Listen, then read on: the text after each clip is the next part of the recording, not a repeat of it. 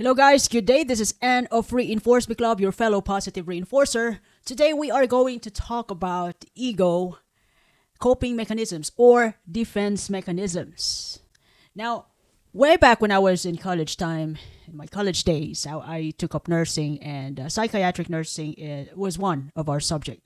I was exposed in Davao Psychiatric Hospital, and we had psych patients there, psychiatric patients. We handled psychiatric patients, and my batch was, we had our accommodation in De La Serna Rehab Center. Let me see.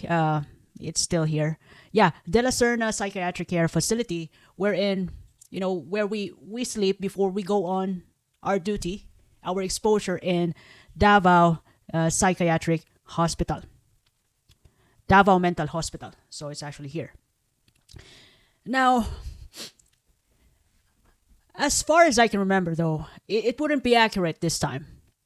But the thing is, I realized that even those patients, the psychiatric patients who have distorted reality, they still have this, coping mechanisms of their ego, which they believe is true. But and since it's a distorted reality, it made those patients dysfunctional in the society. So in our level of consciousness, we have this so-called id, ego, and superego. Id, ego, and superego. Now, ego is the impulsive part. That's something automatic to us since we were a baby. Like whenever we feel hungry, we just cry. Whenever we want to cuddle our mom, we just cry. We do, it's something that's innate to us that we don't even have to think about it. And the only way to influence our id, to make it a genius part, to make it a genius, our genius part, the id, is to intentionally practice a skill or a skills for the longest time. It could be throughout our lifetime, like Beethoven, Mozart, wherein they have been exposed in music since they were a child, and then to the point of their adulthood, wherein everything is just automatic to them. They don't really have to think about it when playing music. It's already ingrained, installed in their brain software. So, to be able for us to create a masterpiece of our own, it's important to expose and practice the skills for the longest time as we can. We can even start at age of 2, 3, playing music, whatever skills that we want to impart, to live with forever. It's like we marry the skill to make it automatic to us. So that's one way to influence the id. While the second level of consciousness is ego. Ego is our thinking part. Ego is the conscious part of our personality that mediates between the id and superego. It tests the reality so that we can come up with a decision which is applicable to certain situation, which makes us functional as a human being, which makes us less dangerous, less harmful. Unlike some psychiatric patients, they just act out whatever in their mind without even thinking if it's good or bad. They can, they could harm people without consciously thinking that they're actually killing or harming others. So that's their way of coping, but it's some sort of dysfunctional. And the third level of consciousness, which is the superego, that is our morality. That is the godlike part of our mind, our conscience. It speaks to us in a teeny tiny voice that sometimes we feel conscientious about what we've done. It even talks it even connects to us during our meditation. It makes us feel like we did the right thing. We must improve in a certain part. It makes us feel that it's there within us. But today we are going to talk about the ego defense mechanism. The way our brain tests our reality, the way we react to our environment, and this way, the way our ego help us think, make decisions. This part of thinking that we have help us manage stress, anxiety, emotional conflicts, and although it helps us manage the stressors around us, it can also impact our behavior as well as our relationship to other people, which can be both helpful and unhelpful in some ways. And I actually picked this topic today because you know I was I was amazed when we did discuss about this. Uh, we were referencing about our book, Psychiatric Nursing, and then with the reference of DSM, and then with all these personality disorders, and with in terms of psychiatric disorders, we did came across to those topics. But I actually, this ego defense mechanism is still in my head up to this point because we, as normal people, we are actually doing this. I mean, in all aspects of our lives, we are using our defense mechanism. So I actually picked this topic today because the way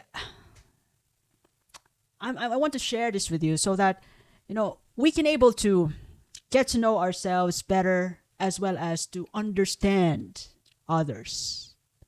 And in the most part, we can handle problems in a smart way. Because sometimes our ego could be tricky. Our thinking brain could be tricky because it keeps us to within our comfort zone.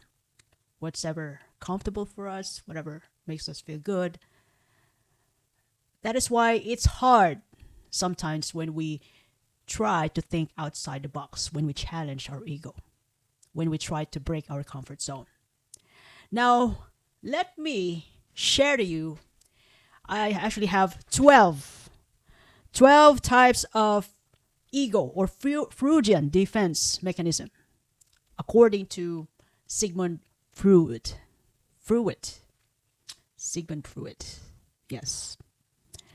Now, before anything else, I hope that you know you could I could explain it to you in a not in a deeper manner, but it gives you a sort of a silver lining or a a little bit of input about what it is, you know, and it's up to you if you want to dig in deeper about this Freudian defense mechanism.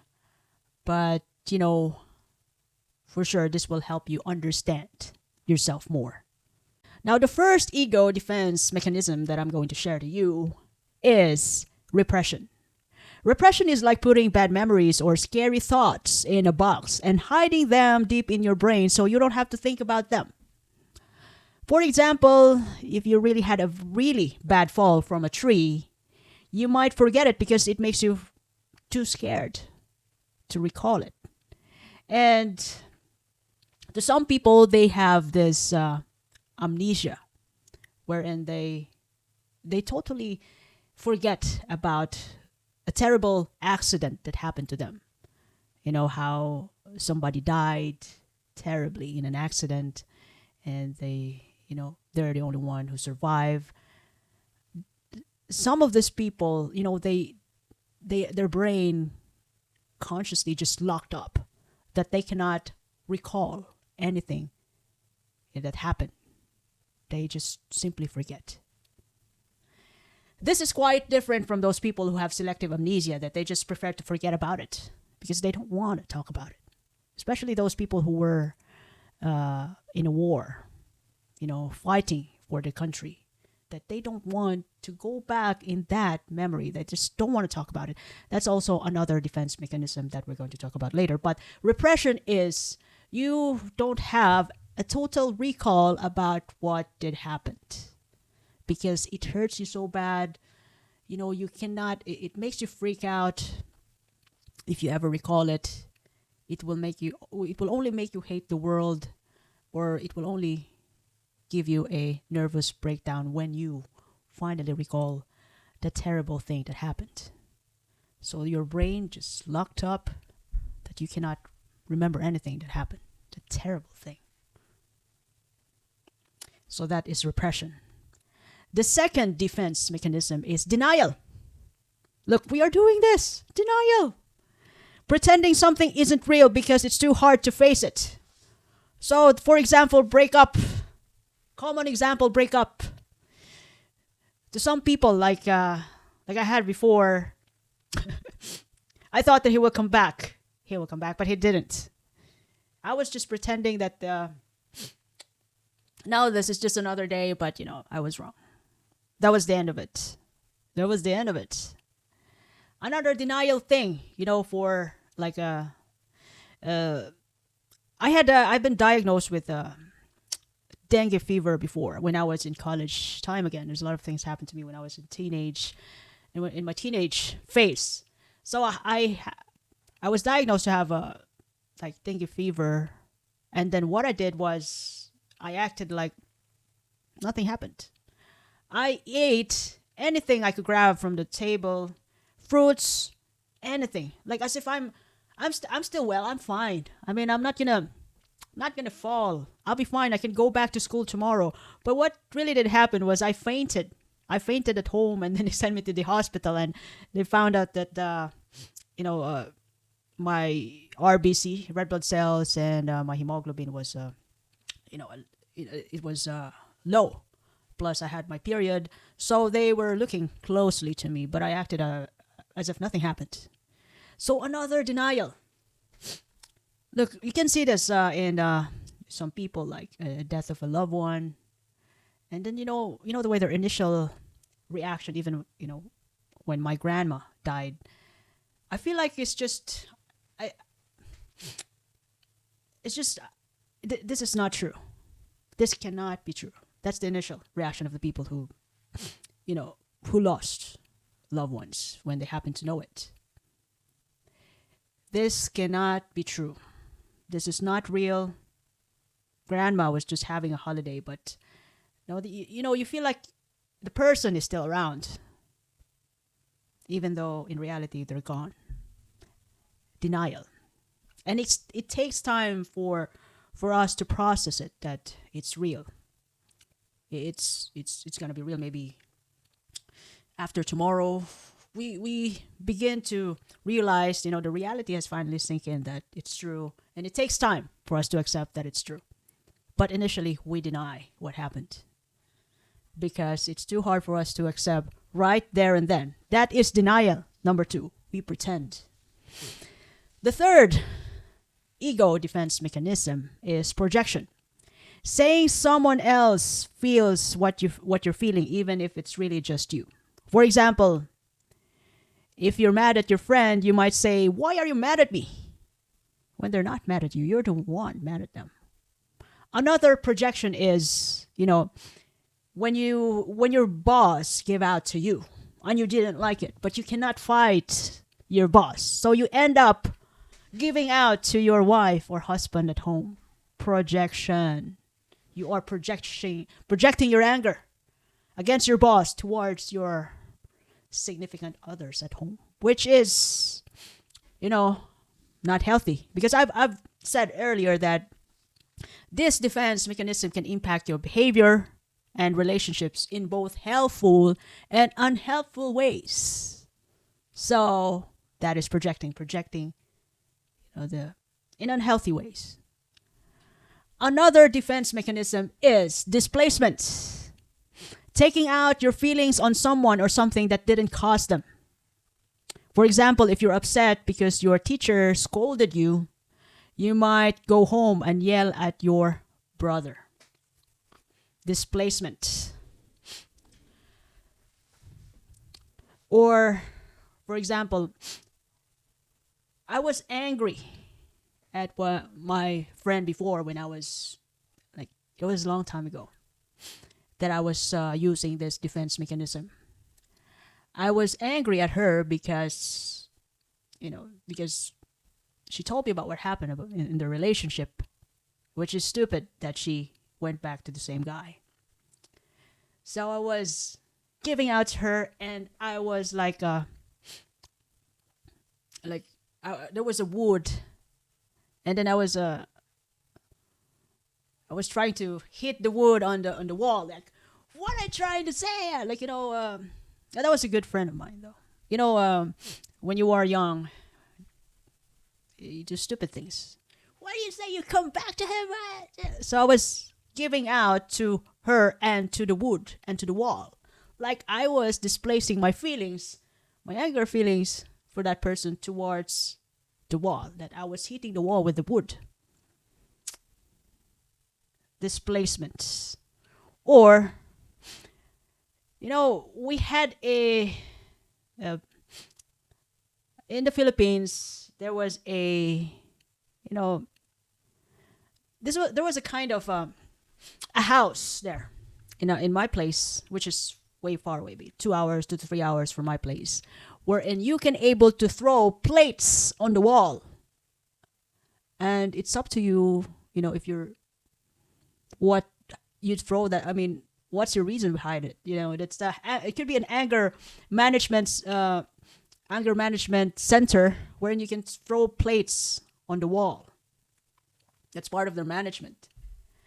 And you can also see this in couples who fight, that they don't, instead of hurting each other, like punching each other, they throw away utensils, plates or kitchen utensils on the wall outside instead of hurting their partner. That's the displacement.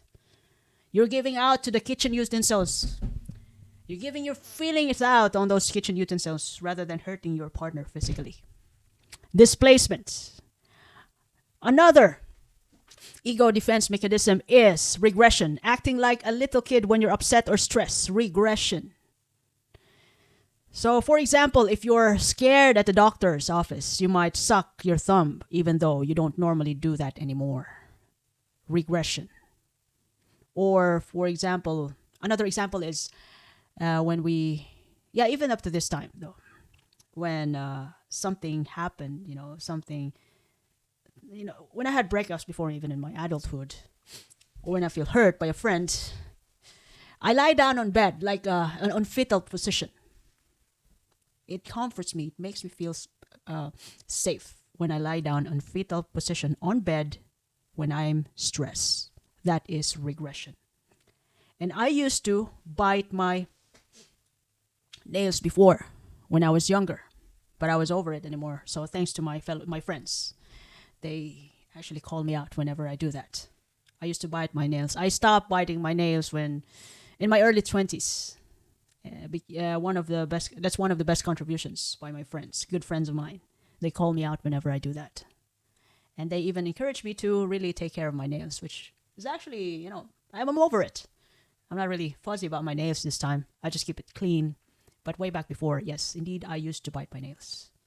I did that even when I started biting my nails when I was younger, like 4 or 5. That is regression. Another defense mechanism is sublimation. Finding a good way to let out bad feelings. For example, if you're angry, you go outside and play soccer to feel better. Sublimation. Or when you're mad at your partner or husband, you go outside for a walk in the seaside, and that helps you go out from the trigger, or get out of your mind and see the sunshine, blue sky. Sublimation. Another ego defense mechanism, rationalization. Making up, this is common. Making up a reason that sounds good to explain something, even if it's not true. Rationalization, this happens when you lie. Making up a reason. So, for example, if you didn't finish your homework, you might say it was too hard, even though you just forgot to do it. It was too hard, ma'am, so I slept. I forgot my homework because the printer was broken. I was late because it was trafficked. I was stuck in a traffic jam. I was late because my alarm clock goes off. It actually happened to me though, but it was true that I turned off my alarm clock. It was me. It's not the alarm clock that went off. I turned off the snooze button because I'm thinking that I could get up, but I didn't get up. I went back to sleep, and that's the reason.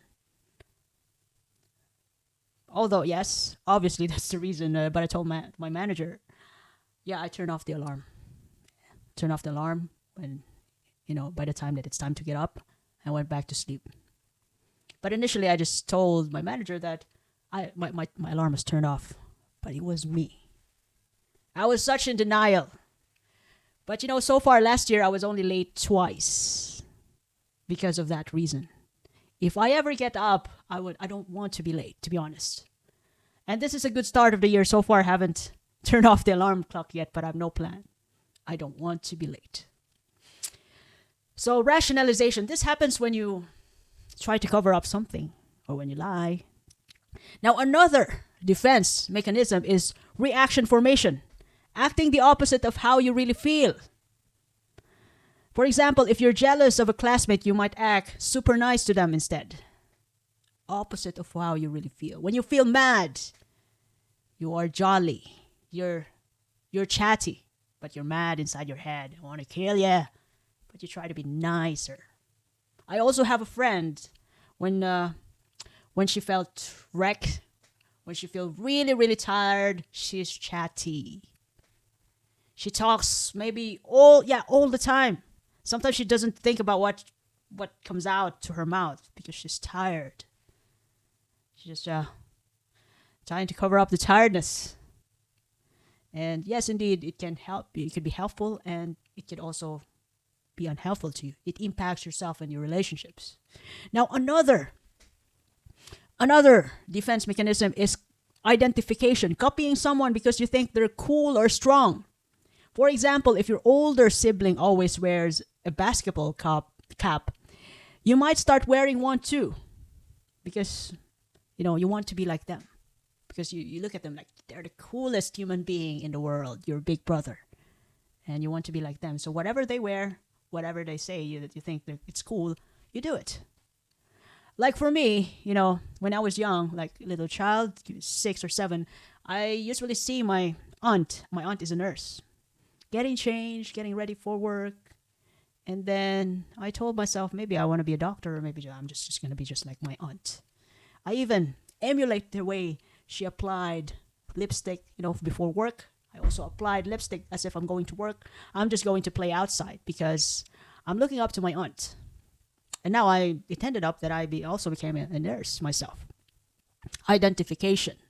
So you become your own hero. If your hero is your dad, you, most of the time, or whatever your dad does, you do it. That is identification.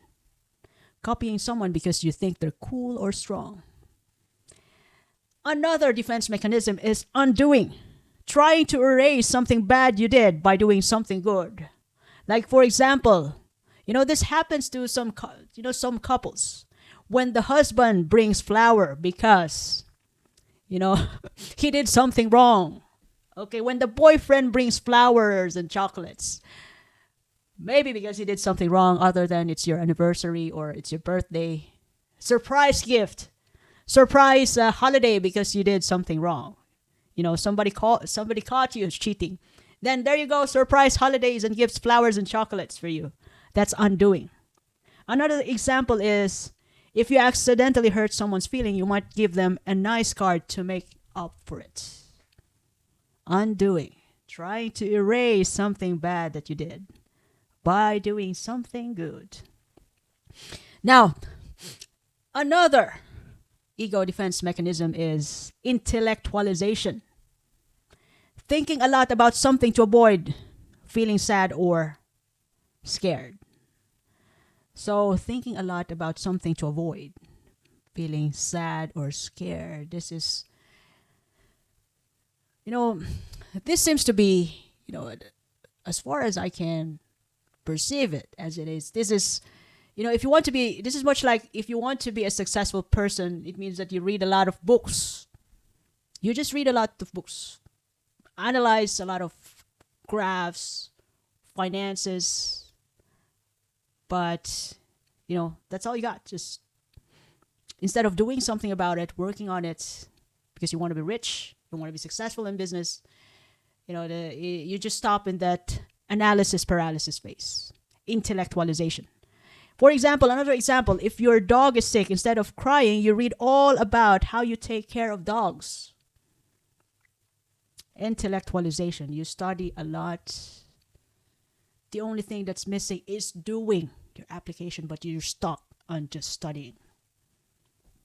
Thinking about it, overthinking about it. Now, lastly, the last but not the least, it is the isolation of affect. This is talking about something without showing how it makes you feel.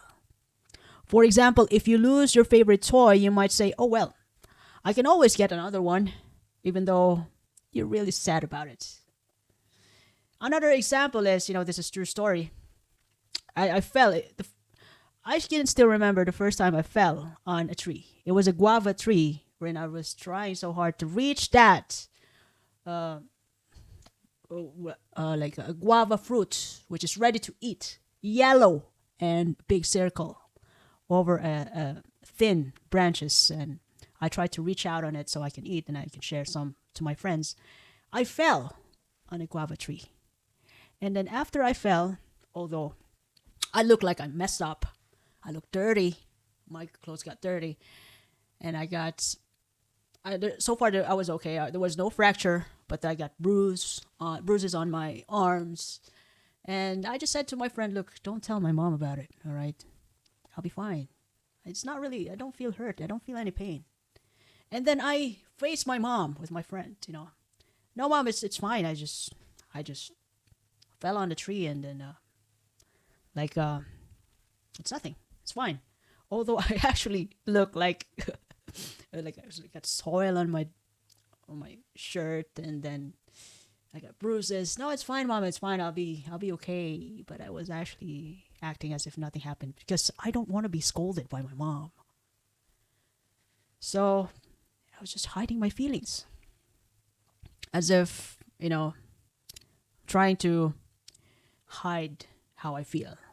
Isolation of affect. Talking about something without showing how it makes you feel. Like, for example, after the breakup. The way. Initially, we, a personal experience, I deny that it happened. After a while, then I finally sink in. Then I go party, try to hide the feelings that I got hurt.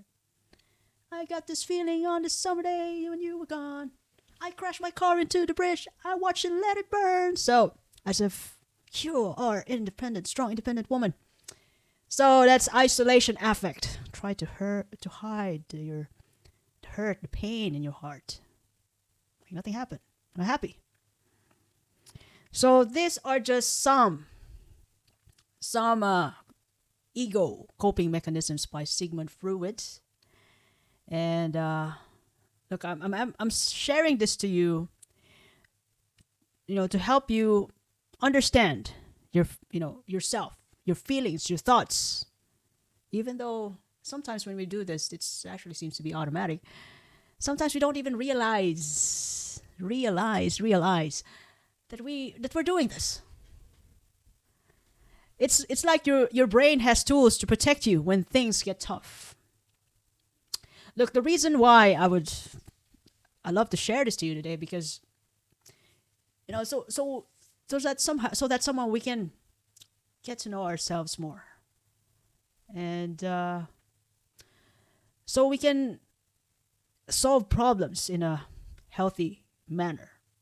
Like for example, instead of, for example, if you have a big exam, a big test, if you're worried about a big test, instead of pretending that it's not a big deal and not study, play online games instead. So that's another ego defense mechanism. No, it's no big deal. It's fine. Instead of accepting that to yourself, you instead study and get ready for your exam. So we can all solve our problems in a healthy manner. Well, everything, all of our actions, they have consequences. But, we do our best, not only you guys, also me, that we can come up with better solutions, better outcomes as we grow older, so that we can raise a young generation who can be better than us. So I hope I shared a lovely lessons for you today. If you ever love this episode, you can share this to your family and friends. You can even follow me in YouTube, Facebook, Spotify, Apple Podcasts, even in Amazon Music. Reinforce Me Club. By the way, this is Anne, your fellow positive reinforcer. I do appreciate your time and have a lovely day ahead. Thank you very, very much. Bye.